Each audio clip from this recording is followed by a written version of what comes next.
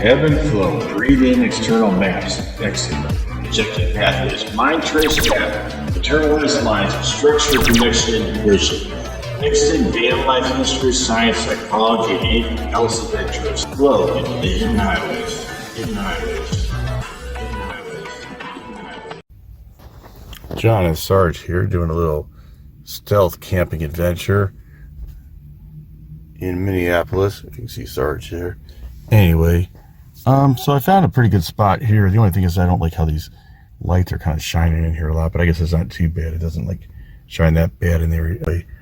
So what's going on is, okay, I live in Duluth, as people know, and people on this channel would know. And then, so my aunt and uncle, they live in Mankato, Minnesota. So what I'm going to do is I'm driving down there, and then I'm going to get there like tomorrow evening or maybe earlier. But then I figured, like, oh, since I'm going here, why not just stop here in the Twin Cities and just try a little adventure, And then, so I was planning on trying to, take a look at some stuff in downtown Minneapolis. Kind of looked about how far you had to get in Minneapolis before, in this particular area where it's fairly safe and everything. Yeah, so except for that street light, everything was smooth sailing that night and the following morning. Since we're using the sailing analogy, what we could do is imagine the van is like an old sailing ship and the energy of the city is like the wind. Then I could say that I anchored and slept safely in sheltered waters and later rose to go with the local flow of life. Just for fun, we'll label this spot as 5/1 Apartment Port 001, which on Stealth Loop 001 on the conceptual path called the Stealth Road on the Greater Hidden Highway. At least at this time and place, this local loop allowed for a smooth movement into and out of the sleeping port and later easy recreational movements on foot posing as a local. This loop which has other possible places to sleep, other sleep ports and places to shop, and also great dog walk. Now you should know that a 5/1 building is one of those apartment buildings that looks like this and is being replicated right now in a neighborhood near you. These buildings usually have street parking and some businesses mixed in like this one, and I'll show exactly where this one is located a little later. The Hidden Highways is a concept we use here to make van life, traveling, or learning about the world in general more enjoyable, meaningful, understandable, and fun. The Hidden Highways provide a sense of home, connection, and safety while making the world seem exciting, dynamic, changing, and alive. The visibility of the Hidden Highways increases as one integrates geographic information with the rest of human knowledge, virtually or when you finally get out and sink your feet into the Hidden Highways.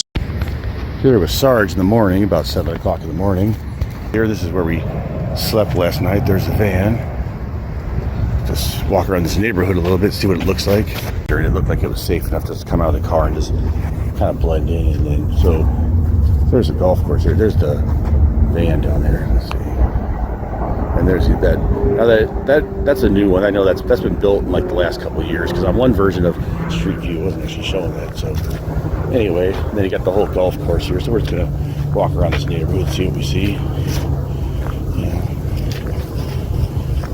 The Hidden Highways is about seeing beauty and excitement around you, even if it's in quote-unquote flyover country. The Hidden Highways are about overcoming the outside world with your mind. The Hidden Highways are a network of related connections, some literal and some mostly conceptual. The Hidden Highways is about the power of the imagination. We can picture the Hidden Highways as existing in some vague cloud, some mental space of many unknown dimensions. Sometimes in this mysterious cloud of the mind, facts and events are constellated into a set of connections which can be projected onto a physical map. For example, the Yankee Highway is seen by projecting and mapping the history of New England cultural expansion. Another example is the Electric Avenue, which is a linear region with lots of free small town campsites with free electric hookups. Or Tom Joad's Alley can be seen by mapping his travels and his whole family's travels in the book The Grapes of Wrath along Route 66 west of Oklahoma and through agricultural community roads in California. I'll develop more of these later, so subscribe. At this time, the Stealth Road is more conceptual, with us being able to map a few local literal location loops. It's usually found at the intersection of competing interests, i.e. on the borderlands. The Stealth Road, like other parts of the Hidden Highways, is found by observation and analysis, as is seen in the following animation.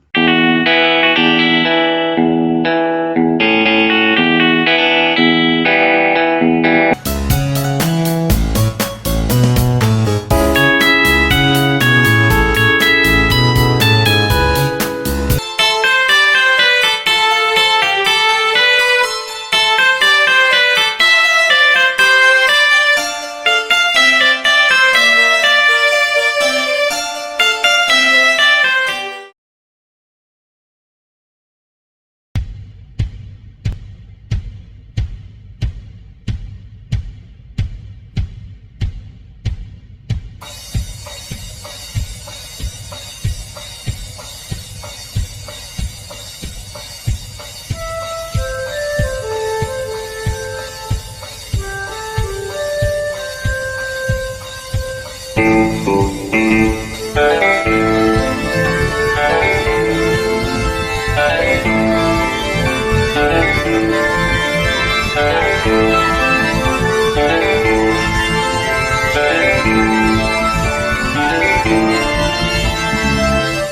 this neighborhood looks like.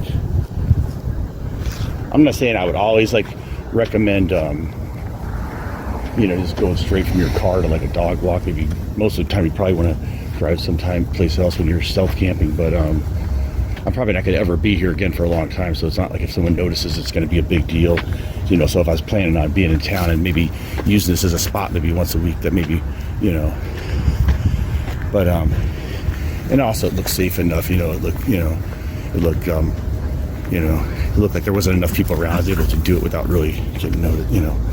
Anyway, I think neighborhood, never been this neighborhood before. So yeah, this looks like this would be a good neighborhood for dogs and stuff. Okay, so here's a bridge here.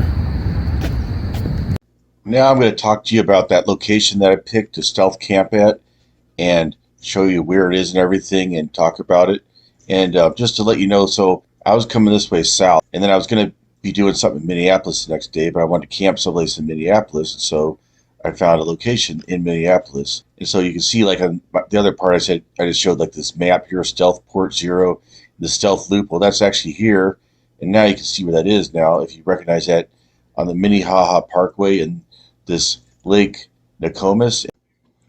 Yeah, so what I did then is, like I said, this is where I parked, and then you saw me in that video walk up a little bit here, then you saw me all of a sudden I was over here by that bridge over here, which is across the Minnehaha Creek, and then so I walked this.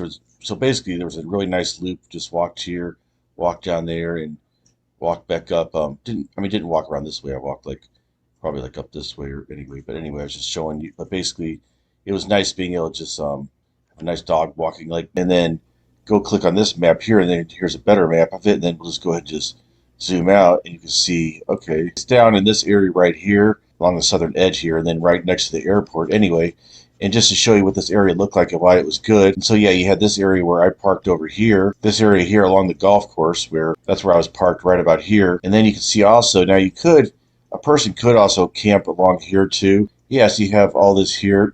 So one of the key things first was, you know, before I looked at this area, and you can see it looks like a nice area, and it's right next to this trail and everything by the Minnehaha Creek and everything. So naturally, you expect it to be a nice area. One thing is I needed to check general area because I don't even know Minneapolis all that well. So I needed to see, like, you know, where was like the bad areas. And so a lot of places, like all I did was Google Minneapolis crime map, and I came up with something like this. Now you can make this up to incidents up to like a year and so forth. But the only thing about that crime incident, there'll be so many things on there you won't be able to see. So I just got police incidents the last 7 days. So you can see there's a lot of cars that were stolen, and then some of these are like assaults and stuff. But okay, but what you can kind of see is that, like, when you get down to about this area, probably not too bad, you know. And let's see, what is that?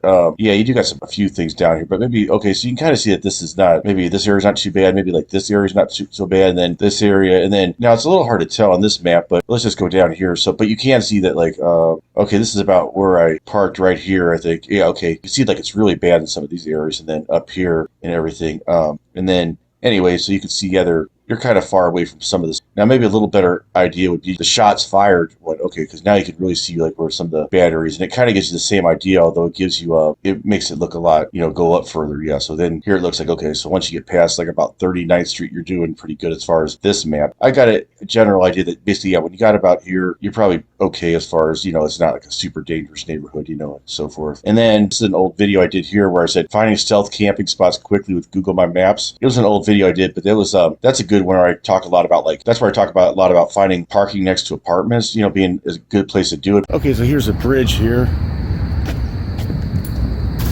over the Minnehaha.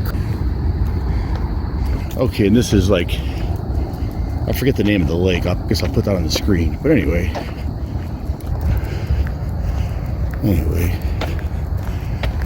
guys, join this.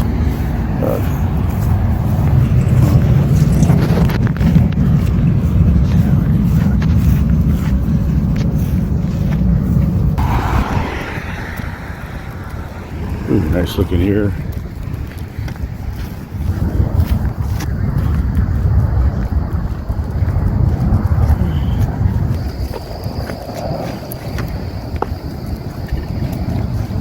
Nice. Oh yeah, because we're right by the airport. You see the planes landing there.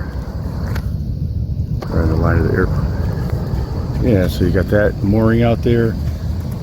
Well, okay, we'll go down here. That's more like the main beach area down there, it looks like. Okay, here we are at the main beach here. Sarg. Nice looking.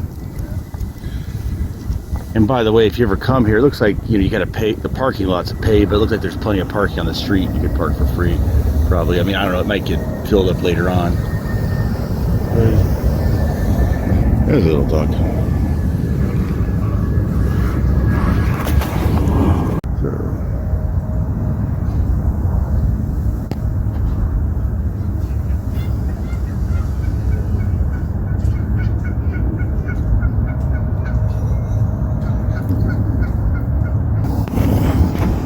Here we are down by the beach here. Now there's this marina over here, so there's a bunch of moored boats. Yeah, you know, Sarge is getting he's kind of pulling along the chain, because if we were back in Duluth at the beach, I probably, I could let him go, probably be okay, but I probably don't want to do that here, so it's kind of pulling hard at the chain. Actually, it's a leash, not a chain.